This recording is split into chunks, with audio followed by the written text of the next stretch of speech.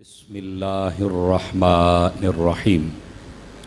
अफ़ला यंज़ुरून इलल इबिली कैफ़ खुलिक़त व इलस समाई कैफ़ रुफ़िअत व इलल जिबाली कैफ़ नुसिबत व इलल अर्दि कैफ़ सुतिहत। आमन्तु बिल्लाहि सदक़ल्लाहुल अज़ीम व बल्लगना रसूलुहुन नबियुल करीमुल अमीन। इन्नल्लाह व मलाइकतहु युसल्लूना अलन नबी या अय्युहल्लज़ीना आमनू सल्लू अलैहि वसल्लिमू तस्लीमा। दुरूद पाक सारे हज़रात। अल्लाहुम्मा सल्लि अला सय्यिदिना व मौलाना मुहम्मदिन व अला आलिहि व अस्हाबिहि व अज़वाजिहि व अहलि बैतिहि व इतरतिहि अजमाइन। इंतहाई मोहतरम व मुअज़्ज़ज़ बुज़ुर्गों, नौजवान दोस्तों, अज़ीज़ बच्चों, अल्लाह रब्बुल इज़्ज़त की फ़ज़ल व तौफ़ीक़ से हम सब जुम्मतुल मुबारक अदा करने की नीयत से मस्जिद में हाज़िर हैं। मेरी दुआ है खालिक़ कायनात जल्ला जलालुहु हम सब का हाज़िर होना अपनी बारगाहे अक़दस व अनवर में कबूल व मंजूर फ़रमाए। हुज़ूर सरवर आलम नूर मुजस्सम रसूल मुकर्रम सल्लल्लाहु अलैहि व आलिहि व अस्हाबिहि व बारक वसल्लम आपका फ़रमान अक़दस है, जब तुम्हें कोई चीज़ भूल जाए या कोई बात भूल जाए तो मेरी ज़ात पर दुरूद पाक पढ़ा करो, इंशाअल्लाह तुम्हें वो चीज़ याद आ जाएगी। ये बुज़ुर्गों का मुजर्रब तरीक़ा भी है। जब कोई बात भूल जाए, कोई आपको उस वक्त आप दुरूद पाक पढ़ते रहें, उसकी बरकत से अल्लाह के फ़ज़ल से वो चीज़ याद आ जाएगी। यहाँ से वो नौजवान जो स्कूल में पढ़ते हैं और बिलखुसूस जब पेपरों के दिन आते हैं तो ये हमें बहुत कहते हैं, कारी साहब दुआ कर छड़ो, अब मैनू ना चीज़ां याद नहीं रहिंदियां, मैं पढ़दा हाँ मैनू याद नहीं रहिंदियां, कहते हैं ना जी आगे। तो आपके लिए सबसे बड़ा वजीफ़ा ये है कि आप दुरूद व सलाम की कसरत फरमाया करें। वहाँ बैठ कर भी दुरूद पाक पढ़ेंगे तो इंशाअल्लाह आपने अगर कुछ पढ़ा होगा तो वो चीज़ आपको याद आ जाएगी। अल्लाह करीम हम सब को अमल की तौफ़ीक अता फ़रमाए। सूरतुल गाशिया उसकी तफसीर का आखिरी हिस्सा रहता है। आज आपकी खिदमत में वो अर्ज़ करने की सआदत हासिल करूँगा। पिछले जुमतुल मुबारक में जो आपने सुना वो मैं मफ़हूमन आपको गुफ्तगू का रब्त जोड़ने के लिए बता देता हूँ। इस सूरह पाक के अंदर अल्लाह रब्बुल इज़्ज़त ने क़यामत के बारे में ज़िक्र फरमाया कि क्या तुम्हारे पास वो घबराहट वाली ख़बर नहीं पहुँची, यानी क़यामत वाला जो दिन है उसके बारे में कोई ख़बर तुम्हारे पास नहीं पहुंची। फरमाया कि वो दिन होगा जिस दिन बहुत सारे लोगों के चेहरे जलील हो जाएंगे। और मैंने बताया था कि चेहरे जलील होने का मतलब ये होगा बहुत सारे लोगों के चेहरे काले होंगे, पहचाने जाएंगे कि ये बदबख्त हैं, और बहुत सारे खुश नसीब ऐसे होंगे जिनके चेहरे चमकते हुए नज़र आएंगे। और उसके बाद फरमाया था कि उन्हें बड़ी तकलीफ़ दी जाएगी, आग में डाला जाएगा, दहकती आग में। वहाँ पर वो खाने के लिए मांगेंगे तो अल्लाह ताला उनको कांटे और आग देगा खाने के लिए। वो खाएंगे तो अजाब और बढ़ेगा, भूख और बढ़ेगी, उनकी भूख कम नहीं होगी। ये अल्लाह रब्बुल इज़्ज़त ने जहन्नुम और उसके सारे मुताल्लकात को बयान किया। और उसके बाद फिर जैसे मैंने आपको पिछले जुमे में अर्ज़ किया था कि अल्लाह रब्बुल इज़्ज़त के कलाम का ये हुस्न है कि जब भी अपने बंदों को डराता है ना तो साथ ही अपनी रहमत भी दिखाता है, और जब अपनी रहमत की बात करता है तो साथ ही अल्लाह अपने बंदों को डराता भी है।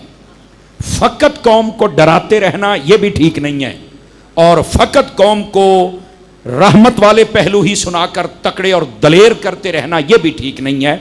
कुदरत का मिजाज ये है कि मेरे बंदों को डराया भी जाए और मेरी रहमत का रास्ता दिखाया भी जाए। ठीक है, तो ये था जहन्नुम और उसके अज़ाबात का जिक्र ताकि लोग डरें। और फिर अल्लाह ने अपनी रहमत का जिक्र फरमाया। रहमत बमाना जन्नत ले रहा हूं। और क्या फरमाया?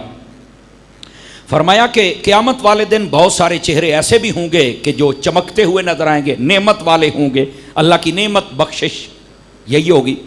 और उसके बाद फरमाया अल्लाह उससे राज़ी होगा, अल्लाह ताला उन्हें बुलंद जन्नत अता करेगा, ऐसी जन्नत जिसमें फजूल बात नहीं होगी, जिसमें चश्मे चल रहे होंगे और उसके अंदर बड़े बड़े पलंग लगे होंगे, खूबसूरत बेड होंगे, और इर्द गिर्द पर्दे लटक रहे होंगे और वो भी सबसे खूबसूरत, और नीचे कालीन होगा और वो भी बड़ा खूबसूरत, के पांव रखें जैसे मक्खन में आ जाए।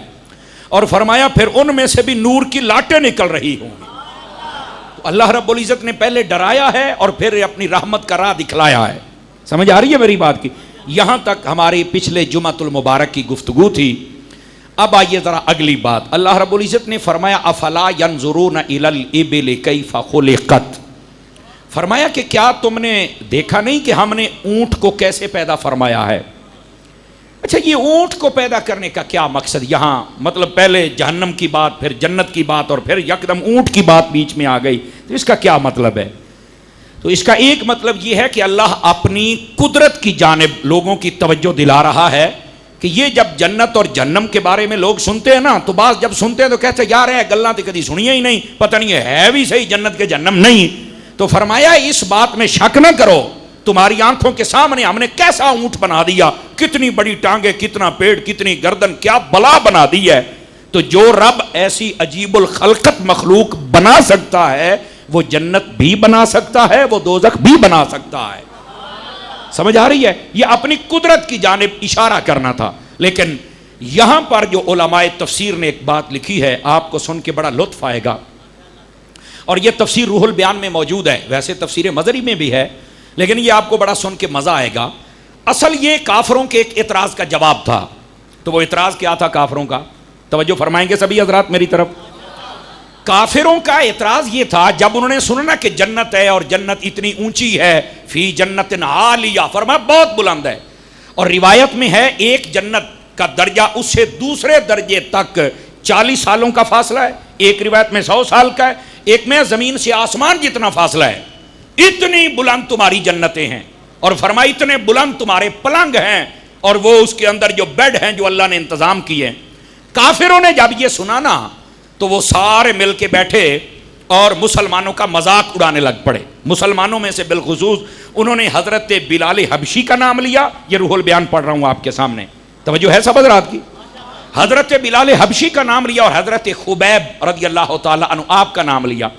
वो कहने लगे ओए मुसलमानों, तुहाडी भी सानू समझ नहीं आउंदी पई भी तुहाडे कुरान दे विच जन्नत है ते विच पलंग लगे ने ते हैं बड़े उच्चे, ते तुसीं इन्हां पलंगां ते चढ़ोगे किवें? अब इस बात को जरा समझने की कोशिश कीजिए ना, भाई इतनी ऊंची जन्नत है, इतने ऊंचे पलंग है, इन्हां दे उत्ते तुसीं बहोगे किवें? भाई तुहां ते चढ़दे चढ़दे 6 महीने साल लग जासन, चंगी जन्नत है, भाई तुसां ते गड़े ते चढ़ गए हो। ये आपकी बोली में मैं तर्जमा कर रहा हूं। मतलब उन्होंने एक इतराज किया कि ये कैसी जन्नत है जिसमें तुम, और बिलाल तू कैसे चढ़ेगा? यहां पर भी इतनी तकलीफें बर्दाश्त की हैं और वहां पर भी जन्नत को उतली मंजिल से जाना पै जद कि में जाएगा। अल्लाह रब्बुल इज़्ज़त ने उसका जवाब यहां दिया, तुम देखते नहीं हो हमने ऊंट को कैसे पैदा किया। तो आप कहेंगे जवाब कैसे है? तो इसका जवाब यह है, ऊंट इतना बड़ा है, तो फरमाया उसके ऊपर तुम बैठ जाते हो। कहा बिल्कुल, कैसे? तो कहा कि हम ऊंट को ऐसे कहते हैं कि नीचे बैठ और होश होश, ये हम करते हैं, ऊंट बैठ जाता है और हम उसके ऊपर सवार हो जाते हैं। फरमाया ऊंट इतनी बुलंद शय है, जब ये तुम्हारे बुलाने पे नीचे आ जाता है तो जन्नत का पलंग को भी जब मुसलमान बुलाएगा तो पलंग भी नीचे आ जाएगा। असल में ये जवाब था।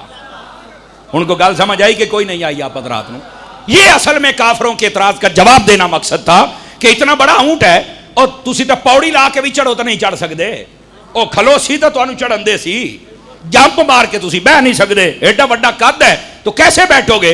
तो अल्लाह रब्बुल इज़्ज़त ने फरमाया कि हमने तुम्हारे लिए इसको मुसख्खर कर दिया है कि तुम कहते हो बैठो, ये बैठ जाता है और तुम ऊपर सवार हो जाते हो। तो फरमाया जो रब तुम्हें ऊंट पर बिठाने पर कादिर है कि वो ऊंट को इतना मुसख्खर कर दिया, तुम कहते हो बैठो तो वो बैठ जाता है, तो वो रब इस बात पर भी कादिर है कि तुम जब ऊपर वाले मंजिल पे जाना चाहोगे, कहोगे नीचे आ, तो फरमा वो भी नीचे आ जाएगी और तुम ऊपर बैठ जाया करो।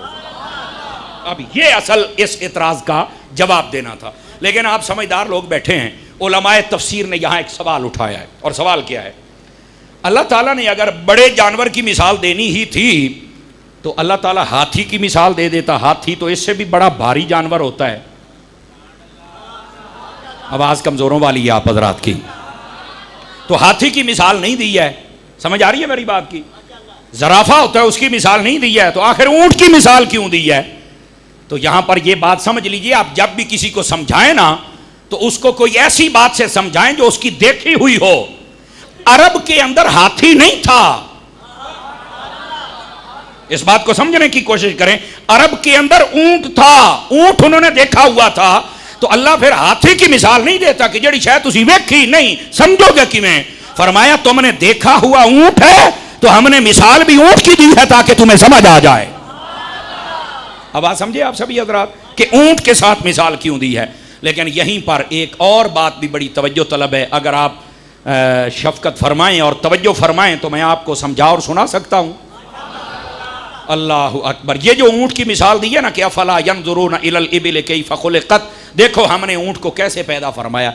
फरमाया ये जो ऊंट की मिसाल दी है इसमें एक वजह यह भी थी कि इस ऊंट से इंसान के लिए बहुत ज्यादा सबक थे। अब आप कहेंगे इसमें हमारे लिए क्या सबक हो सकते हैं। सबक यह है कि ऊंट इतना बड़ा है लेकिन फिर भी अपने मालिक के हुक्म का पाबंद रहता है, ठीक है। तो इंसान के लिए सबक यह है कि तू भी अपने मालिक के हुक्म का पाबंद रह ना। यह हमारे लिए बीच में सबक है। और सिर्फ यह नहीं है, इसमें और भी हमारे लिए चीजें हैं कि यह जो ऊंट होता है आप देखें तो इसका गोश्त हलाल है। तवज्जो नहीं फरमा रहे। ऊंट की मिसाल देने में हिकमत क्या है, इसका गोश्त हलाल है, नंबर एक। नंबर दो, अगर ऊंटनी हो तो उसका जो दूध है वो भी हमारे लिए हलाल है। और आपको मैं ये बता दूं, यहूदी मजहब के अंदर ऊंटनी का दूध नहीं इस्तेमाल किया जाता, लेकिन हम मुसलमान हैं, हमारे नजदीक ऊंटनी का दूध हलाल है और ये मेरे नबी ने पिया हुआ है, हमारे लिए भी सुन्नत है। अच्छा, आप में से शायद कई बंदों ने नहीं पिया होगा, मैं आपको आज एक टोटके की बात बता देता हूं। जिन बंदों का पित्ता या जिगर बढ़ने की डॉक्टर कह दे कि वधदा पे है, या उनके पेट के अंदर पानी पड़ जाए, ए बड़ी डूगी गाल और तजर्बा की तो गाल मैं तो दसदा पे। ये एक मुझे हकीम ने बताया और दरवेश हकीम था, उसने कहा आज लोग ये ऊंट का दूध नहीं पीते, कहता है इनको ऊंट का दूध पिलाना शुरू कर दें, इनका ये जिगर और पित्ता वो भी कंट्रोल में आ जाएगा और अल्लाह के फजल से इस ऊंटनी के दूध की बरकत से इसके पेट का पानी भी सूख जाएगा। हालांकि बज़ाहिर तो पानी पीना है, दूध पानी की मानद होता है, लेकिन उसमें अल्लाह ने यह ताकत रखी है कि वो पेट की इन बीमारियों से बंदे को शिफा अता फरमा देता है। और जिसको काला यरकान हो, बैठे हो, वो ऊंटनी का दूध इस्तेमाल करे। अच्छा, हम ये समझते हैं कि पता नहीं उसका जायका कैसा होगा। अल्हम्दुलिल्लाह इस फकीर हकीर ने कई मरतबा पिया हुआ है। हाँ, ये मेरी वालदा माजिदा अल्लाह उनको सेहत अता फरमाए, एक मरतबा उनको हेपेटाइटिस की बीमारी डॉक्टरों ने बताया कि इब्तदा हो रही है। तो मुझे जब उस हकीम ने बताया तो फिर मैं अपनी गाड़ी में ही ना एक बाल्टी रखता था, और जिथे मैनू ओठ वाले दिसना तकरीर तो हर रोज करे मंजना ही मंजना है, तो मैं वहीं ब्रेक लगा लेता था और कहता था भैया भरा के ले आओ जी। ओ 8-10 वारी मैंने टकरे ने, और जितने वारी देंदे सन गिलास मुड़ मेरा भी पक्का होंदा है। तो मैंने भी कई मरतबा पिया हुआ है। आप ऊंट का दूध, ऊंटनी का दूध, ऊंट का तो होता ही नहीं है, बोलो तो सही था यार। तो आप ऊंटनी का दूध जरूर इस्तेमाल फरमाया करें। देखिए, जब मेरे नबी ने फरमाया है, तवज्जो नहीं फरमा रहे। अच्छा, आख सो तो सही भी मौली साहब आपको गोश्त खावन दी गल्लां दस भी अगू तो कुर्बानी पई आउंदी है हैं भी तू सानू दो दालियां दसी जाना है। ओ भाई, आप बात आ गई है तो आपको बतानी भी तो है ना। तो इसके अंदर अल्लाह ने बड़ी शिफाएं रखी हुई हैं। अच्छा, हम ये समझते हैं कि शायद इसका जायका को ऐसा वैसा, कोई जायके में फर्क नहीं होता। वो असी कभी पीता नहीं था, एवं थोड़ा जिहा महसूस होंदा ही ने, कोई फर्क नहीं। सिर्फ पीते वक्त ज़हन दे विच उठ होंदा है और जायके का कोई फर्क इतना खास नहीं हो, थोड़ा जिहा जैसे भैंस और गाय के दूध में हल्का सा फर्क होता है ना, भाई इतना सही आपको महसूस होगा, कोई फर्क नहीं होता। बकरियों का दूध पिया करें, ये मेरे नबी की सुन्नत है। समझ आ रही है मेरी बात की आपको। गाय का दूध पिया करें, असी पीने बजदा, सबसे ज्यादा जो कहा गया वो गाय का दूध है। हाँ, ये मुस्तदरक किताब तिब के अंदर रिवायत मौजूद है, आका करीम अलैहिस्सलाम ने इरशाद फरमाया, ओए गाय का दूध पिया करो। क्यों? फरमाया इसमें अल्लाह ने शिफा रखी है। वजह फरमाया ये हर किस्म के पौधे को खाती रहती है और अल्लाह ताला उस हर किस्म के पौधे की तासीर इसके दूध में पैदा कर देता है, जो शिफा बन के लोगों पर असरअंदाज हो जाता है। आप समझ आइए आप सभी हजरात को। तो ये जो दूध है ऊँटनी का, आप इसको इस्तेमाल कर सकते हैं। यहूदी मजहब के अंदर ये जो ऊँटनी है इसके दूध के इस्तेमाल की इजाजत नहीं, वो हराम समझते हैं। लेकिन हमें मुसलमान, हमारे नजदीक ऊँटनी का दूध भी हलाल है और ऊँटनी का गोश्त भी हलाल है। बल्कि ये कुर्बानी आ रही है, ऊँट के अंदर ऊँट अगर मिल जाए तो बिल्कुल कुर्बानी भी करने में हर्ज नहीं है। लेकिन बाद लोग समझते हैं कि यार ऊँट के अंदर 14 हिस्से होते हैं। नहीं, ऐसी कोई बात नहीं है। ऊँट के अंदर भी 7 हिस्से होते हैं। बड़े जानवर जितने होते हैं ना, उनके अंदर कितने हिस्से होते हैं? 7 हिस्से होते हैं। ऊँट का अगर कद बड़ा हो गया तो इसका यह मतलब तो नहीं ना कि हूँ आप 14 ही कर छड़ने ने। अच्छा, बसा औकात ये भी अवाम में मसला है। आप सुन लीजिए कि जब ऊँट को ज़िबा करना है, उसकी गर्दन चूंकि बहुत लंबी है तो 7 जगह से तकबीर देनी है। यह गलत है। एक जगह से तकबीर, बस खत्म। जो नहीं फरमाई आप हजरात ने, ऊँट को एक जगह से तकबीर देनी, 7 जगह से नहीं, 3 जगह से नहीं। अब इसमें मसला क्या है? और यार जदों एक बारी छुरी फेर दी उन्हें हलाल हो जाना, नहीं भजदा उठी के एवं तुसी 7 बारी छुरी फेर के उन्हें तकलीफ देंदे हो, और तकलीफ देना ही जानवर को मना है। समझ आ रही? हाँ, उतनी तकलीफ जो इजाजत है कि बिस्मिल्लाह अल्लाहु अकबर, छुरी भी तेज होनी चाहिए, आहिस्ता छुरी नहीं। जानवर को हलाल करने के लिए छुरी का तेज होना जरूरी है। और यह भी मसला है, जानवर के सामने हमें छुरी तेज करने की इजाजत नहीं है। आवाज़ां मठियां हो गई, सूफी गोडे छड़ के बाओ तेनू पे आना त्रकड़ा हो मेरा पुत्र, सो सुभान अल्लाह भी आख लै, बोल गया सुभान अल्लाह प्यार देना। हाँ, फरान सीटा ने ढिले ना पिया करो, नहीं तो सीटा बदल दे सा। ध्यान फरमाएं जरा, जितने हजरात आप बैठे हैं, नाराज तो नहीं हुए आप हजरात? तो छोड़िए, त्रकड़े हो वो ना।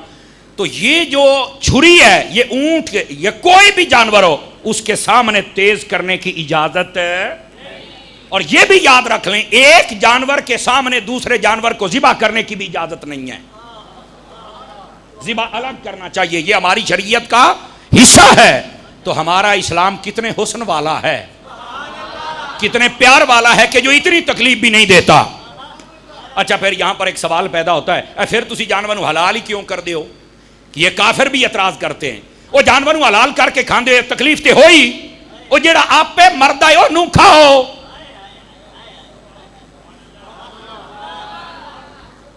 अगर आप जागे तो जवाब दूं, जिमें तुसा सुते पे हो, तुहाडा जवाब का कोई नहीं बनता पे आज।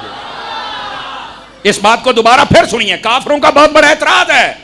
वो कहते हैं कि जब आप ज़िबा करते हैं, छुरी तो फिर गई, तकलीफ तो हो गई, तो जेड़ा जानवर आप पे मरिया है ओनू तुसी खाओ ना, ओनू तुसी खांदे नहीं, ओनू तो किसी तकलीफ ना, आप पे मर गया, आया मर गया, बस। अब कितना बड़ा एतराज है। तो अब इसका जवाब क्या है? मैंने कहा, जनाब काफिरो, बात तो तुमने कर ली है, लेकिन अकल के अंधे हो, तुम्हें इसी बात का पता नहीं है। हमारे इस्लाम का हुस्न देखो क्या है। का क्या है? जो जानवर मर जाए और उसके गले पर छुरी न चलाई जाए, उसका जो जिस्म का खून होता है वो बोटियों के अंदर ही रहता है, वो निकलता नहीं है। और वो जो खून होता है वो सबसे बड़ी बीमारी होती है। इंसान को कैंसर वहां से होता है, इंसान को हेपेटाइटिस वहां से, ब्लड प्रेशर वहां से, इंसान के अंधा होने का, इंसान के मैदा खराब, हर बीमारी मुर्दार खाने से लगती है, हर बीमारी। और सबसे बड़ी बीमारी यह है, मुर्दा जानवर खाने से बंदे का दिल ही मुर्दा हो जाता है। समझ आ रही मेरी बात की? और हमारे इस्लाम ने कहा कि इसको ज़िबा करो। जब ज़िबा करते हैं, आपको पता है जानवर का खून निकल जाता है, वो सारा खून निकल जाता है, साढ़े वास्ते सिर्फ बोटियां बचदियां ने जड़ियां फायदेमंद होदियां ने। ये तहकीक तो डॉक्टरों ने की है। आपने तवज्जो नहीं फरमाई मेरी बात पर। तो मैंने कहा, बता फिर मोए नू खाना चाहिए या हलाल करके? यार गाल तो तेरी ठीक है, आवाज कमजोरों वाली है फिर आपकी। तो इसलिए ये छुरी फेरी जाती है ताकि इसके जिस्म का जायद खून निकल जाए, वो उसकी बोटियों में और उसके गोश्त में ना रहे। वो रहेगा तो तुम्हें नुकसान है। तवज्जो नहीं फरमा रहे आप हजरात? समझ आ रही है मेरी बात की? और फिर दूसरी बात, मुर्दा खाने से दिल मुर्दा, दिमाग मुर्दा। यही तो वजह है, अगर काफिर मुर्दार खाते हैं तो फिर मुस्तफा दा कलमा भी तो नहीं ना पढ़ दे। अगर हम हलाल खाते हैं तो फिर लब्बैक के नारे भी तो हम ही लगाते हैं ना, मुस्तफा जाने रहमत के तराने भी तो हम ही पढ़ते हैं ना। दिमाग भी जिंदा है, दिल भी जिंदा है, आंखें भी जिंदा हैं। तो ये हलाल खाने की बरकत है। रह गई बात तकलीफ की, इधर देखें, ये तकलीफ भी खत्म कर दी गई है। फरमाया जब छुरी चलती है ना तो सिर्फ छुरी नहीं चलती। आपने तवज्जो नहीं फरमाई। सिर्फ छुरी, उस छुरी को चलाने से पहले कसाई को पढ़ना पड़ता है बिस्मिल्लाह अल्लाहु अकबर, अल्लाहु अकबर। अगर किसी को यह जुमला समझ आ जाए, फरमाया जब कोई बंदा अल्लाह की राह में शहीद होता है, बज़ाहिर उसके जिस्म में टुकड़े हो जाते हैं, लेकिन उसे तकलीफ इतनी होती है जितनी जिस्म में बंदा सुई चबोए तो तकलीफ होती है, बस। इसके अलावा तकलीफ नहीं। जानवर के गले पर जब छुरी चलती है, अल्लाह का जब नाम आ जाए तो तकलीफ सिर्फ इतनी होती है, बाकी तो वो लेट कर अल्लाह के नाम पे कुर्बान हो जाता है ना।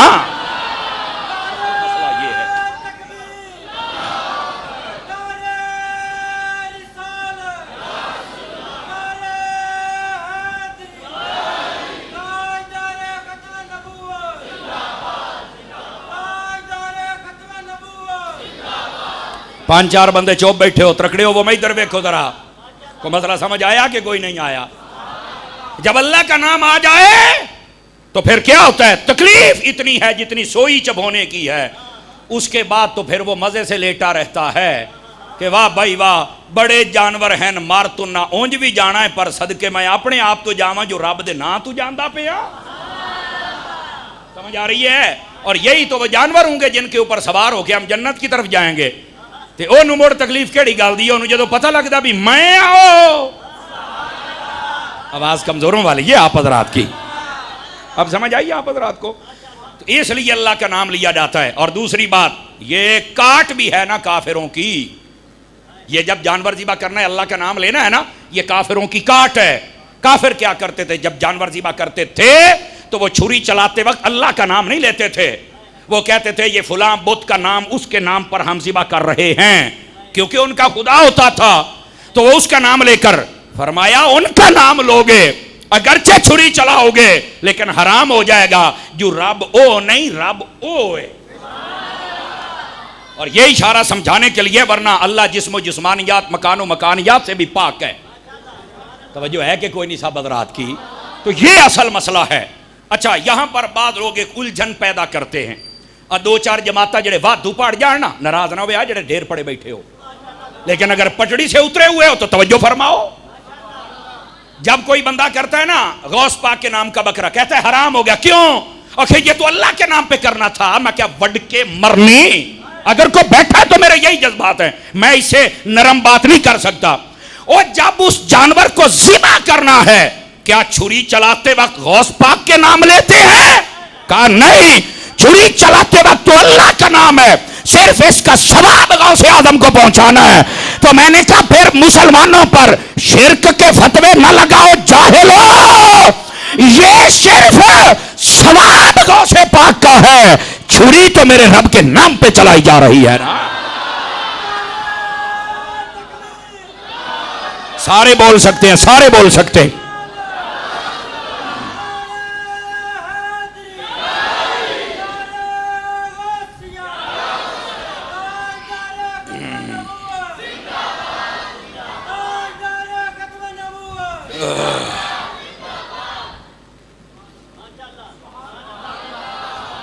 बैठे हो, मसला समझ भी आया ही नहीं। सही जनाब, अगर किसी की मोहब्बत है, वो हजरत बाबा फरीद के नाम पर कोई जानवर ज़िबा करना चाहता है, यानी इसाले सवाब उनके नाम की करना चाहता है, तेन मसला की है। अगर कोई बाबे पीर कंधारी दे नाम दा करना चाहता है, मतलब इसाले सवाब, वो अगर कोई मेरे दाता दे नाम दा, सुबेरे खाजा दे नाम दा, वो मेरे बाऊ दे नाम दा, अगर मेरे लजपाल मेरे सिरां दे ताज इमाम हुसैन दे नाम दा, हजरत मौला अली, हजरत उस्मान गनी, हजरत उमर फारूक, हजरत सिद्दीक अकबर और खुद मुस्तफा को देना चाहता है, वो बाबा जी आपको मसला ही क्या है? और सुने वो हजरात और गौर से समात करें। आका करीम अलैहिस्सलाम दो कुर्बानियां फरमाते थे, या रसूल अल्लाह एक तो आपकी है, दूसरी फरमा मेरी उम्मत दी। ते उम्मत दे विच तू भी है ते मैं भी हाँ, ते गौस भी है, ते खाजा भी है, ते दाता भी है, ते बाबा भी है, ते बाहू भी है। नबी पाक ने एक बकरे पर सबका नाम कर दिया, ये सबकी कुर्बानी है। ते नबी पाक नु तो किसे भी नहीं आख्या। जी मैं आपको बताता हूं, वो मसला भी बता देता हूं। बाबा है ना, बाबा पुराना खादे में तो नवा ही मसला काट के ले आऊंगा इन्हें। सुभान अल्लाह बुलंद आवाज़ से फरमा दी जाए। 5-4 बंदे और सूफी इधर वेखो मर्रे मोड़ गोडे फद्दी बैठा हूं। सुभान अल्लाह। ये तालिब इल्म छोटा इसलिए कह रहा हूं, आप ये ना कहें कि आज पता नहीं केड़ा हाथी चढ़ गया सू। सीधा होके बहो। हाँ, ये बड़े दूर से सुनने के लिए आते हैं, भाई सुना नम दे बोलो तो सही ना। जी जज़ाकल्लाह बेटे, अल्लाह आपको खैर व बरकत अता फरमाए। आप नाराज तो नहीं बैठे? जेड़े नहीं बोले तो संगी में बैठे हो। अच्छा, अल्लाह करीम आपको खैर व बरकत अता फरमाए। बाबे ने पेड़ तो मेरी बांध दी है, पर दोबारा मोशन त्रोट गया, नवा गता ही ने आए। ठीक है, अब वो सुनिए जो मैं बात कह रहा था। आका करीम अलैहिस्सलाम कितनी कुर्बानियां करते थे? आवाज कमजोरों वाली है। 2 कुर्बानियां करते, एक आपकी और एक फरमाया मेरी उम्मत की। वाह। अच्छा, बाद रिवायात में फरमाया ये मेरी आल की, ये याद रख लें।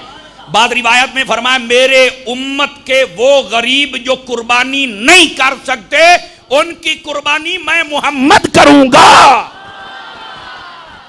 वाह भाई वाह। क्या इस वास्ते ते आज गरीब नबी दे नाम आवे ना, इन्हां दी अखी चों हंजू भी आउंदियां ते चुम के भी अखी लाल आउंदा है। अमीर बंदे नूं ते बेचारे नूं शर्म आउंदी रहंदी है ना, भी मैं नबी दे नाम ते अंगूठा चुम लिया तो किदां चीरो की ना हो जावे। मैं क्या पुत्र तू अपनियां अमीरियां च रही, ऐ दीवाने गरीब ने हजूर दा नाम आवे मचल भी जांदे ने, ते नाम है मुहम्मद सल्लल्लाहु अलैहि वसल्लम चुम के अपनी अखी नूं भी ला लेंदे ने। अब बात समझ आइए आप सभी हजरात को।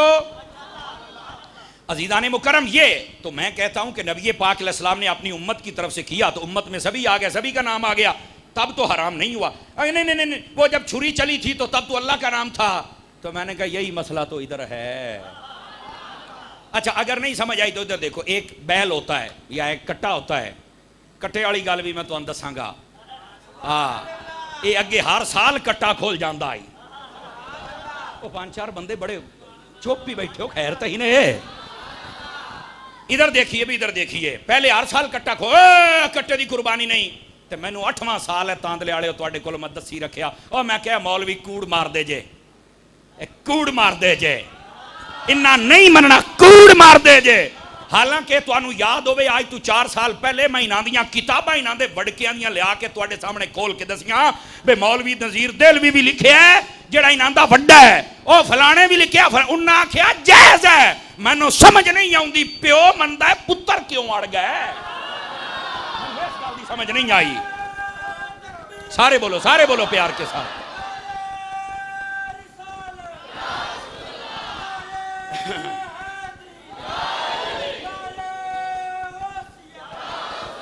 और सुनो, ये सिर्फ मैं समझाने के लिए कह रहा हूं, अल्लाह करे उनको समझ आ जाए और इस उम्मत को तफरके से निकाल लो। फिर कहते हो तफरके करते हो, तफरका तुम करते हो, तुम्हारे बड़ों ने लिखा है।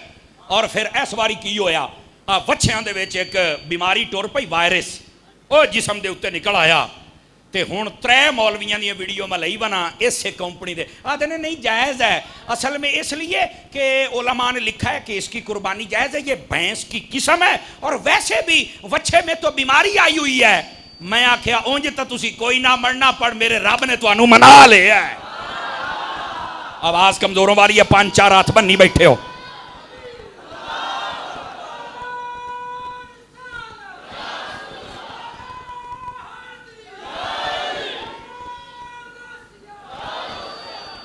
हुण सारे मंदे पैन है, इन्हां दे 4 मौलवी वड्डे top of the list, 3 the video मेरे को, वो कहते नहीं बिल्कुल जायज़ है। मैं क्या मौलवी साहब पिछले बारी की आके तो हुण मछली हमेशा पत्थर चाट के हटदी है, हुण समझ आई है भी कट्टा जायज़ है। मैं क्या यार इन्हां मौलवियां दी समझ नहीं आउंदी, अपने घर दुध लवैंदे ते कसाई नूं आखदे ने भजदा होवे गां दा असीं नहीं लैंदे, साडी समाणी नहीं मनदी, आज साडे बाल नहीं पींदे। दूध पीवन वास्ते हलाल है, कुर्बानी वास्ते हराम है। नहीं यार तुसी आज ढिले बैठे हो, मेरा ख्याल है अगले जुमे तकरीर करिए। क्या ड्रामे करते, सारा साल कट्टे दा गोश्त हलाल है, कसाइयां नूं दमी सरगी ले फोन करके आदे नहीं 5 किलो रख नहीं पोट ठाड़ा सदके बंजा जड़े जागदे बैठे हो। खुदा के बंदो क्या कर रहे हो? सारा साल जो जानवर हलाल है, मुझे बताओ 3 दिन में कैसे हराम हो सकता है, कैसे नाजायज हो सकता है? लेकिन मौलवियां नूं समझ नहीं आई, असां बड़ा समझाया पर सदके जावा रब दी हिकमत तो। हुण मौली साहब और वीडियो दस रहे नहीं वो ना असल में ये गाय की किस्म है तो असल में इसकी ना कुर्बानी जायज़ है। और मैं कह यार इयो तो असी दसदे सी। इनकी मिसाल वही है, इधर देखे, इनकी मिसाल वही है। जब हम लोग जितने भी बिलखसूस दावत इस्लामी वाले बिलुमूम जितने उलमा हैं आले सुन्नत के संजीदा सही उल अक़ायद, वो जब तकरीर करते थे और औरतों को बताते थे कि तुम्हें पर्दा करना चाहिए, तो जड़ियाँ 4 जमाता पढ़ जान तो शहरी बीबियाँ हो ना, अब बर्गर खानी कौम वो बात पता की याद है वो नहीं हाँ, पर्दा नहीं हमसे नहीं होता, हमारा सा घुटी जाता है तो हमसे पर्दा नहीं हो। मैं थोड़ी बोली दसदा पे ताकि तुम चस भी आवे ना जी। वो नहीं यार ये तो इस्लाम में इतनी सख्ती तो नहीं है, और असल में पर्दा तो नजर का होना चाहिए है, तो जिस्म का कोई जरूरी तो नहीं। असा बड़ा दसिया ओए हजूर पाक दी ये तालीम नहीं है, तुम्हें औरतों पर्दा करना जे बीबी है तो बीबी बाण, लेकिन नहीं मनिया। अच्छा आया करोना ते हत्थां ते दुस्ताने भी चढ़ गए ते मुंह ते बुच्ची भी चढ़ गई। हुण जटकी बोलिए जे तुसी ना बोलो तो बुढ़पछ तो मेरा बोलना हक बनता है ना। समझ आ रही है? ते उत्तू लिबास पा लिया प्लास्टिक दा ते ना किसे ना सलाम। ओ मैं क्या बीबी तू तो पर्दा कोई ना कर दी, हुण तो तेरा बुढ़ा प्यो भी कीती वधाई नहीं। तवज्जो फरमाई। इस्लाम के हुस्न को जिसने नहीं ना समझा, इस्लाम ने फिर उन्हें मनवाया तो है ना। जो बीबियां कहते थे नहीं हमारा जिस्म हमारी मर्जी, हम पर्दा करें या ना करें, मैं कह हूं डर दिया ना किसी ने सलाम लेंदिया नहीं, ना मुंह खोल दिया नहीं, मुंह ते बुच्ची चढ़ा के नहीं, हम तो मास्क के बगैर। मैं कह तुरनल तो जट चंगे ने केशा मास्क पटकाई चकीता दिल की तला छड़े। अल्लाह अल्लाह तो खैर क्या ड्रामे तुमने शुरू कर रखे हैं। गिरामी कदर हज़रात, जो अल्लाह की हुदूद को क्रॉस करता है अल्लाह ताला फिर अपनी कुदरत से समझाता जरूर है। तो इन लोगों ने भी बड़ा अंधेर किया हुआ था। ओ कट्टे की कुर्बानी, ओ हर साल कट्टा खोल वैंदा हा। मैं क्या हुण बज गया है, सकून हो गया है जी, अब बिल्कुल हो गया है यार। 5-4 बंदे उका ढिले बैठे हो, को रिश्तेदारी तो नहीं अपनी। अल्लाह अकबर। बात चली थी ऊंट की कुर्बानी से और 7 हिस्से, और चलते चलते देख लो आपने कितने मसले बीच में सीख लिए। दोस्ताने गिरामी, इस वास्ते हमारी शरीयत के अंदर आसानी अनहेर नहीं है। इतराज होते रहेंगे, जवाब हम देते रहेंगे। मैंने आपको याद होगा आज से 3 साल पहले, बल्कि सॉरी 4 साल पहले एक इतराज हुआ था, और उस वक्त ये नवाज शरीफ का आखिरी साल था हुकूमत का। ओए आपको किसी को याद हो, अगर याद हो तो हाथ उठाना है, अगर याद हो तो ऐलान हो गया था पाकिस्तान में भाई ये जो गाय है ना, गाय इसको हलाल ना किया जाए। वजह क्या थी? अखे किदा ये ना मोक ना जामन, ये याद है, हाथ खड़ा करो। इतने बंदे अजय चेते है ऐलान होया सी। असल में गाय खत्म होने का मसला नहीं था, असल में मोदी को राजी करना था। नहीं तवज्जो फरमाई। मैं पिछले हफ्ते लाहौर शहर में था, कराची से वापस आने के फौरन बाद मैंने लाहौर में बयान किया, तो वहां पर भी एक पर्ची मुझे दी गई।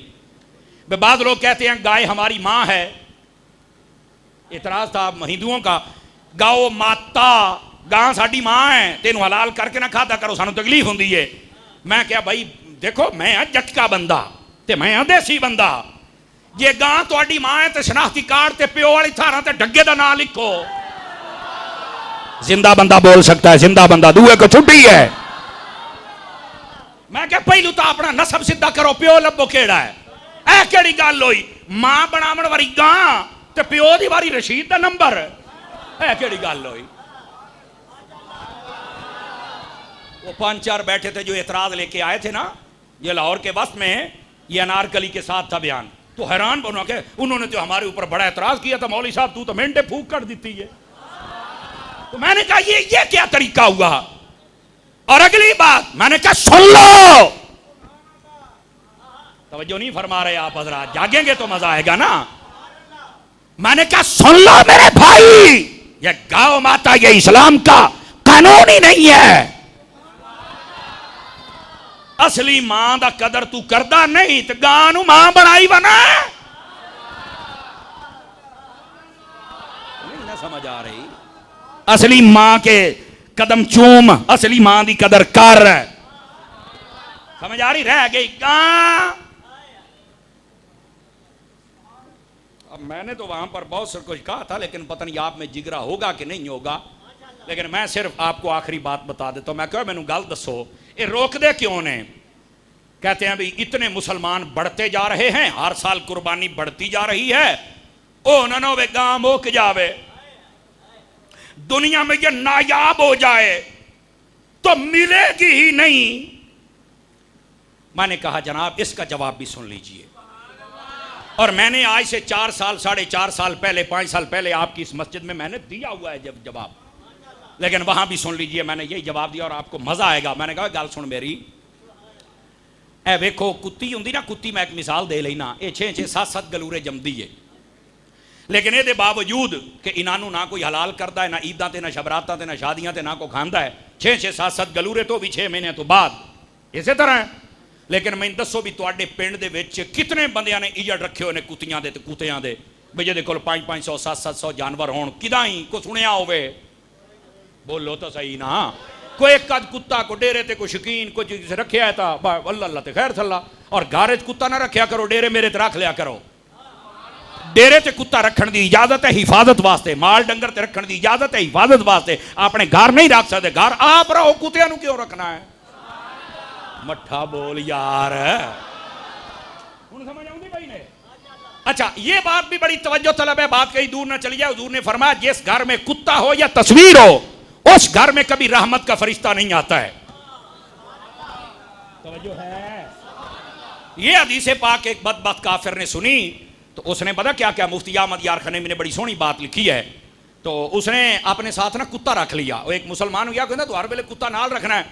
उस आख्या तुहाडे नबी ने यह फरमाया है कि जिस घर कुत्ता होवे उत्ते फरिश्ते नहीं आउंदे। मैं कुत्ता तां रखिया ना मेरे को फरिश्ते उसे ना मैनू मौत आऊ सी। ते अगे मुसलमान बड़ा तकड़ा हा, उस आख्या पुत्र वो जिस घर कुत्ता होवे रहमत वाले फरिश्ते नहीं आउंदे, ते जिन्ना मौत देनी है वो तो है नहीं अजाब वाले, उन्ना तो घट ही तेरी धूड़ देनी है। आवाज कमजोरों वाली है, जवानों वाली चाहिए मुझे।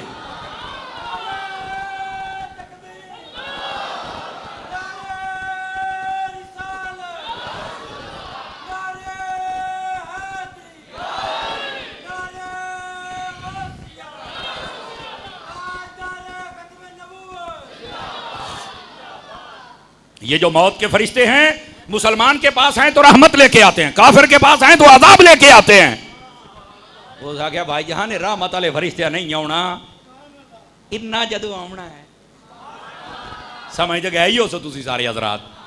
तो ये मसाइल सीखा करें, समझा करें। आप मुसलमान हैं, आपके ऊपर जो अटैक होते हैं इनको समझो। अब जरा तवज्जो मेरी तरफ फरमाइए, जो मैं मसला समझा रहा हूं। ऐ मेरे काके नू बहाओगे?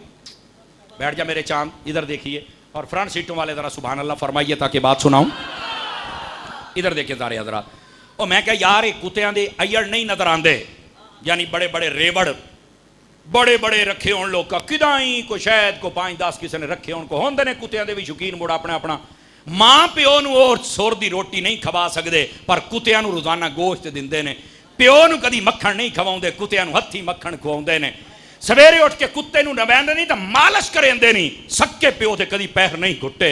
मैनू मुड़ शक तो पाउंदा है ना भी एदा प्यो है कौन? ना बोलो, सचियां गल्लां सुन के कौन बोलेगा? जवानों तुसां भी चुप बैठे हो सरकार है। इस वास्ते कुत्तियां नू ओए बादाम खवावण आ लिया, ओ कबूतरां नू बादाम खवावण आ लिया, ओ तितरां ते बटेरियां दी हिफाजत करन आ लिया। और कदी सक्के प्यो दी कदर कर, कदी सक्की मां दी कदर कर, और तेरी दुनिया भी बेहतर हो जाएगी, तेरी आखिरत भी बेहतर हो जाएगी। बुलंदवाज से सारे हजरात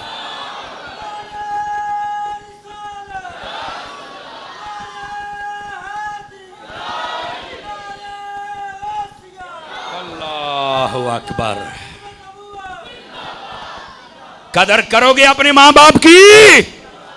क्या जानवरों को सब कोई खिलाते हो? कभी मां प्यो नू कबा के वेख। अब महीने का 30 किलो गोश्त कुत्तियां खवा देंदे हो। कुत्ते रखण वालिओ कदी अपने एक पुत्र नूं खवा के उन्होंने कुरान दा हाफिज बना, दीन दा आलिम बना, वेखी केडा टाप दा मौलवी बनदा ही। हमारी तवज्जो ही नहीं है इस तरफ मेरे भाई। अमीरां दे कुत्ते भी ऐसियां ते समण ते गरीब भुखा समय आप मर नहीं जाते। कुत्तियां वास्ते गोश्त रह गए, हजूर दी उम्मत वास्ते क्यों नहीं है? इसलिए अपनी मोहब्बत के किबले को दुरुस्त करो, अपनी इस्लाह करो मेरे भाई। बात कहीं दूर ना चली जाए, ये इस्लाह करना जरूरी है। और यकीन फरमाएं बस औकात ऐसे हालात हैं, दिरखाना वेदे पे जड़ाले पुल तो अगले पासे दिरखाना, ट्रेन पर आप जाए ना तो अब्दुल हकीम से पहला स्टेशन दिरखाना आता है, दिरखाना। तो वहां पर मैं गया तकरीर करने के लिए। मैंने जब ये बात छेड़ी ना कुत्तियां वाली, यकीन अल्लाह ते करो खत्म दी महफिल सी। मौलवी भज के उठी के आ मेरे कान लगा, आधा कुत्तियां वाला मसला ना करी। मैं कहा क्यों? आखे साडे इत्थे 3 घर ने मारां दे, मार समझियो ना, मारां दे ते 3 कुत्ते रखे होने ते बड़े गुस्सा कर जाते हैं। मैं क्या हूं मैं तेरे मारां नूं तो नहीं बचाउणा, बचाया ते मुहम्मद मुस्तफा दे दीन नूं ही बचावांगा, तेरे मारां नूं तो मैं नहीं बचाना। मैं क्या मौलवी हो के मेरे कन्नी लगा, और अल्लाह दी इज्जत दी कसम छड़े जे बैठा मैनूं अज तक मसला नहीं पिया बोलदा। मैं उस मौलवी दे मुंह वाल वेखां भी ए मौलवी है, ए हजूर दे दीन दी तर्जुमानी करेगा, ए जेड़ा मारा तो डरिया बैठा है। मौलवी दे अंदर जुर्रत हुसैन वाली होवे ते चस फेर आउंदी है ना। सारे बोलो, जेड़े चुप बैठे हो सारे बोलो।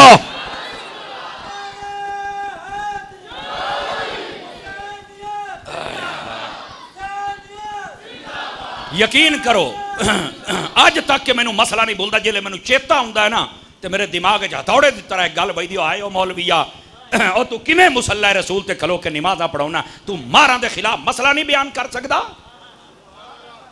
और मैं बयान किया है, किसी बंदे मैनू कोई गल नहीं की, मैं सिर्फ मसला समझाया, लेकिन वो आदा मेरे मार ना नाराज हो जान। अब क्या करें भाई, ये है हालात। एदा मतलब है कि मौलवी भी कई बिगड़े हो हैं, हुण चुप हो गए हो। मौलवी होवे, पीर होवे, नकीब होवे, नाथ खान होवे, तुसा क्या समझो भी है ताज कंपनी दे ने? इन्हां दे अंदर भी खराबियां हैं, दूर करो अपनी खराबियां, दूर करो। और मेरे अंदर भी कोई है, मैं आ साडे हाजी तनवीर साहब बैठे ने, मैं इन्हां दस्सिया होया है। मैं कहा यार मेरी उम्र तुहाडे तो छोटी है, तुसी मेरे तो वड्डे हो, लेकिन ये अल्लाह दा फजल है कि उन्हें कुरान हदीस दा मैनूं इल्म दिता, लेकिन ये बावजूद मेरे को गलती हो सकती है। मैं इंसान हाँ, मैनू छोटा बिरा समझ के मसला दसिया है, मैं इंशाअल्लाह सेट करांगा मसला। समझ आ रही है? और तुहानू भी इजाजत है, कोई मसला मेरा चंगा ना लगे या मैं गलत बयान कर बवा, मुड़ नहीं आखना असी कारी साहब तेरी इज्जत असी तो आख्या मुड़ ऐ ना ना ना ना ना, इत्थे इज्जत वाली गल नहीं। ये तो तुसी आके इंतजामिया नूं दस दिओ, ओ नहीं भाई बैठे ने उन्होंने दस दिओ, और गल मेरे ताईं अपनाओ तो सही। मैनू पता हो सकता मेरे अंदर गलती होवे और मैनू मेरी तवज्जो ही ना होवे। समझ आ रही है?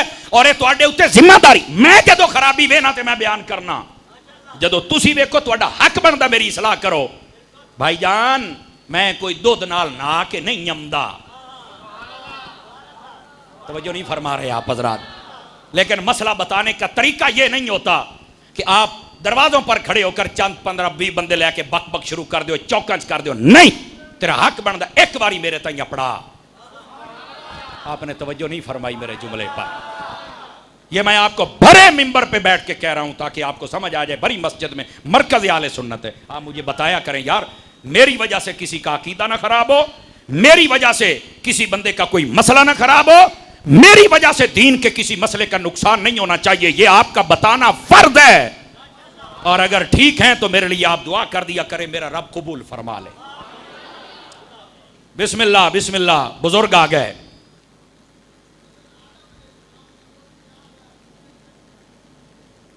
आवाज नहीं आई बिल्कुल ही।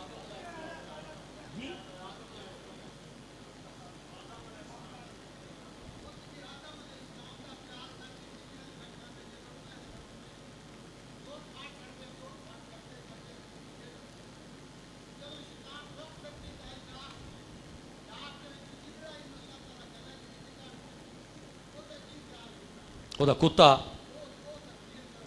बैठ जाओगे। मैं क्या शायद को मसला बयान कर दे पैने। अल्लाह अकबर, सुभान अल्लाह फरमाइए। मसला कोई ना हो, एक चीज़ की मालूमात होती है तो उन्होंने की ख्वाहिश है कि सारे पता लग जाए। ठीक है, आदम अलैहिस्सलाम ने जो पैदा किया गया ना तो शैतान ने उत्ते थुक सट्टी तो दुन्नी ते आ पई, इतनी मिट्टी कढ़ के मुड़े दा कुत्ता बनाया गया। वो ये गल पूछना चाह रहे हैं। अच्छा, इस तो कई बंदे ये समझते हैं भी शायद कुत्ता जायज़ है। कुत्ता जायज़ नहीं होना। जे कुत्ता जायज़ होता तो बकरियां किसी भी कोई नाक होना। कुत्ता जायज़ नहीं है। ये अंदर सिर्फ इको गल उलमा ने लिखी है बाबा जी, वो ये है कि कुत्ता इंसान दे इस जिस्म दे इतनी मिट्टी दे उनसर दे नाल पैदा होया है। ये अंदर वफा है। कुत्ता अपने मालिक ना वफा जरूर करता है, ते जे लट होवे तो मुड़ भौंकदा भी जरूर है। मालिक दे हो जाओ तो वफादार हो जाओ, कभी लट नहीं बढ़ना। आवाज कमजोरों वाली है आप हजरात की।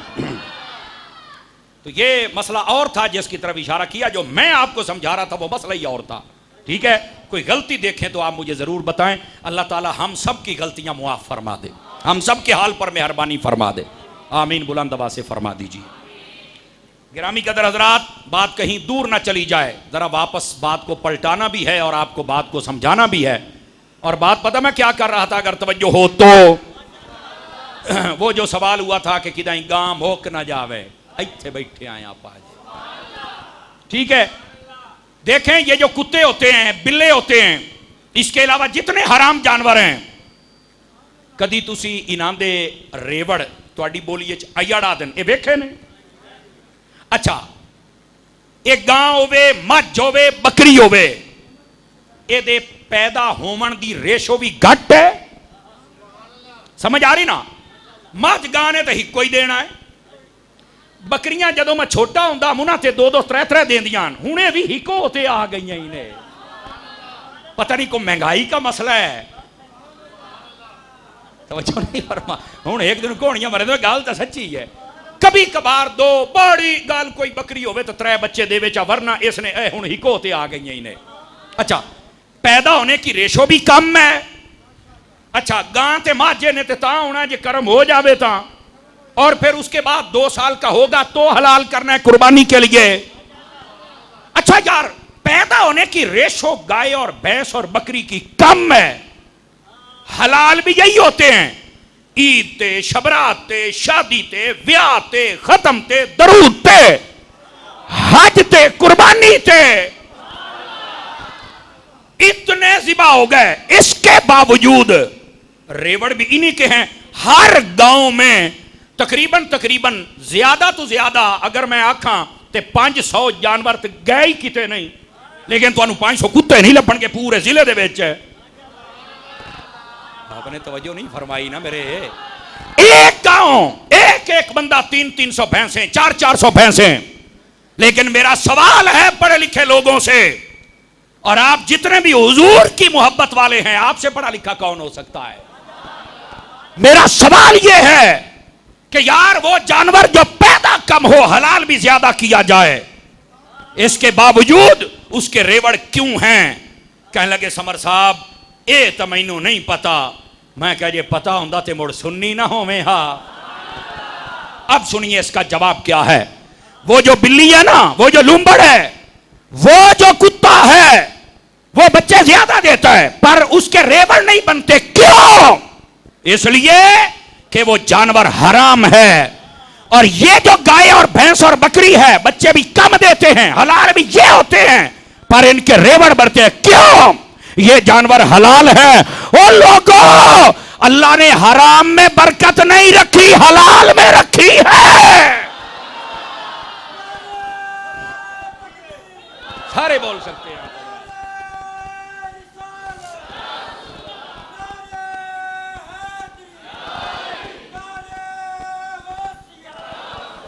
क्यों भाई, को बात समझ आई कि कोई नहीं आई? यहां से वो लोग तवज्जो करें जो सूद का पैसा खाते हैं। हराम में बरकत नहीं है। जितना मर्जी सूद खा ले, तेरे गाड़ी चु बीमारी निकल जावे तो गल होई ना। हो गया चुप, हो गया चुप। इंज दे मसलियां ते बोलो। और यकीन करे, पाकिस्तान की शरिया कोर्ट ने फैसला किया है कि कोई बैंक सूद नहीं ले सकता और सूदी काम ना करे। लेकिन 4 बैंकों वालों ने दोबारा चैलेंज कर दिया है। ओ बैंक वाले सुन लो, बस तुसी आदे हो मौलवी जवाब दा फतवा नहीं देंदे। जेड़े बैंक अज भी इस गल ते कायम ने कि सूद होना चाहिए और तुहाडे विच नौकरी हराम है, हराम है, हराम है। सुन लो बैंक वाले हो, हाँ बैंक जिहड़ा सूदी काम करे ओदे विच चंद बंदे ने जिन्हां दी तनख्वाह हलाल होंदी है। सिक्योरिटी गार्ड ओदी हलाल है, चाह देवन वाला, पानी देवन वाला, बस सफाई करने वाला। इस तो इलावा जितने पैसे गिणन वाले, ये जनाब अली सूद के कागज भरन वाले, लिखण वाले, लिखावन वाले, अपनावन वाले, गवाह बनने वाले, सब के सब मुजरिम है। तुम्हारी तनख्वाह हलाल नहीं है। चुप ही हो गए हो। और ये सूद अल्लाह से ऐलान जंग है। फिर कहते हैं मौलवी बड़ा बोलते हैं। अब मौलवी किसे गलते बोल देने, मौलवियां नु तड़ कुरान दी है। तू किसे बोलने च बैठा है, कुरान में अल्लाह ने फरमा दिया फअज़नु बिहर्ब मिनल्लाहि व रसूलिही कि ये अपने रब से जंग करने का ऐलान हो रहा है। अपने रब से कभी जंग ना करना। फिर तुम कहते हो कि मुल्क के हालात यहां चले गए और बैंक वालों क्या नहीं है तुम्हारे पास। और ये 4 बैंक हैं, 4 बैंक जिन्होंने ये, बाकी बैंकों वालों ने अभी ये बिल्कुल चैलेंज नहीं किया होता, बिल्कुल सूद खत्म होना चाहिए। जिन्हें ऐलान कर दिता है बिल्कुल सही किया है, और जिन्होंने आख्या कि सूद होना चाहिए तुसा गलत किया है। खुद भी हराम खांदे पे हो तो ना लोगों भी हराम खवांदे पे हो। क्यों मट्ठे पै गए हो, तुहानू खैर ते है। अब क्या ये आप क्या समझते हैं कि बैंक वालों को मसला नहीं हमने बताना? वाह भाई वाह। और बैंक वाला क्या वजीर आजम भी हो तो मसला तो हम बताएंगे। मट्ठे बोलो कि जाए को सुनना ना लवे। तो ये जो सूदी काम करने वाले हैं, ओ रिश्वतें खाने वालों, तुम्हारे पैसे में बरकत नहीं होगी। यकदम लखों कख हो जाओगे। ओ जालिमो, ओ बहना बिरामा दा हक खान वाले हो, हराम खान वाले हो, ओ चोरियां ते डाके करने वाले हो। मेरी कौम ही सुत्ती पई है, मैं किवें जगावां? ओ केड़ियां गल्लां ते बोलदे हो तुसी? यही तो वजह है फिर मौलवी तकरीर नहीं करते हो, कौम तो सुनती नहीं। लेकिन इस कौम को 5 किलो का सर नहीं हिलाना चाहिए, टके वाली जबान हिलाओ। ये जितने हराम खाते हैं तुम्हें कभी सुकून नहीं होगा। हमने बड़े बड़े देखे, पेंशन मिली 50 लाख बैंक दे विच, मैं तो घर बैठा सुकून ना खांदा पे। मैं कहा सुकून नहीं है, ये जी 15,000 की दवाई आउंदी है तेरा प्यो लैके दिंदा है। ये बीमारी तेनू किदों आई है दस ना? ते जेड़ा सूद नहीं खांदा उन्होंने बीमारी भी कोई नहीं हुंदी। अल्लाह के फजल दे नाल कदी कदार आ जाए आजमाइश, अल्लाह टाल भी दिंदा है। और फिर सूद खाते हो। सवाणी बीमार है, आप बीमार है, पटियां दा दर्द है, ढिड छिकिया गया है, ब्लड प्रेशर है, शुगर है, डॉक्टर आखे बूरे दी रोटी खा, ये हराम दी नहूसत है। तो जो हलाल खाता है वो बेशक रेड़ी पर काम करने वाला हो, शाम के वक्त आता है, 3 पराठे बनवाता है, इतना साग लाए के पूरा छन्ना भर के ओदे विच सड़दा ही मक्खन ते पीड़ जांदा ही ते साए रेड़ी ते जांदा ही। बता सूद खाने वालों, हराम खाने वालों, तुम्हारी जिंदगी में तो ना सुकून है, ना तुम्हारे जिस्म को सुकून है, ना तुम्हारे घर में सुकून है। देखो जो हलाल कमा के खाता है अल्लाह ने सुकून भी दे दिया है और रिस्क भी हलाल का खा रहा है। एक मिनट, ये तकरीरां सुननियां बहुत औखियां आउंदियां ने। कई बंदे मैनू घोरियां पा के वेदे बैठे ना, मौलवी केड़ी तकरीर शुरू कर दी है। अब मैं क्या करूं? मैं तो इस कुरान के मुखालिफ कोई तकरीर नहीं कर सकता। मैंने जो पढ़ा है मैं तो वही बयान करूंगा। अपने आप को बच जाओ, बच जाओ। और ये जो हम इतना गला फाड़ के तकरीरें करते हैं, आप ये ना समझें कि शायद इसमें हमारा कोई मफाद है। खुदा की कसम मुझे आला हजरत की एक बात याद आ गई। आला हजरत की, आला हजरत रहमतुल्लाह ताला अलैह, आपसे पूछा गया कि आप इतना मसलक का पैरा देते हैं, लोगों को मसले बताते हैं, बस औकात लोग आपके दुश्मन बन जाते हैं। इमाम अहमद रजा, ये इतना काम क्यों करते हो, लोग तो दुश्मन बन जाते हैं।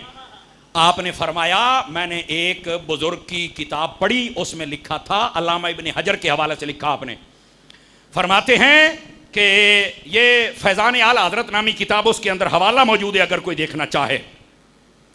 वो फरमाते हैं कि अल्लामा इब्न हजर ने लिखा कि एक आलिम दीन फौत हो गया, किसी ने पूछा हाँ भाई अलामा साहब दसो की बनिया, उस आख्या मैं बख्शे आ गया। मौलाना कैसे बख्शे गए? उसने कहा ज्यादा इबादतें तो नहीं थी, ज्यादा तहज्जुदें मेरे पास नहीं थी, ज्यादा तस्बीहां तो मेरे पास नहीं थी, एक चीज की वजह से मैं बख्शा गया। केड़ी? फरमाया कि मैं तकरीरां भी करदा सी ते तहरीरां भी करदा सी, लोग मेरी मुखालफत भी रज करते सन, लेकिन मैं इन्हों मसला इस वास्ते दसता सी हजूर दी उम्मत शराब छड़ देवे, हजूर दी उम्मत बदकारी छड़ देवे, हजूर दी उम्मत झूठ छड़ देवे, हजूर दी उम्मत गुस्ताखियां छड़ देवे, हजूर दी उम्मत हराम खाना छड़ देवे, हजूर दी उम्मत मां बाप दे फरमा बरदारी कर लवे, हजूर दी उम्मत नमाजी बन जाए, हजूर दी उम्मत हर बुराई तो बच जाए। लोग दुश्मन हो जाते हैं, लेकिन मैं पूरी दिल दे नाल मसला बयान कीता है। अल्लाह ने मैनू ऐसे वास्ते माफ कर दिता है भाई तो कोशिश इतनी की है, जा असी तेरे सारे गुनाह माफ करके तैनू भी जन्नत अता फरमा छड़ी।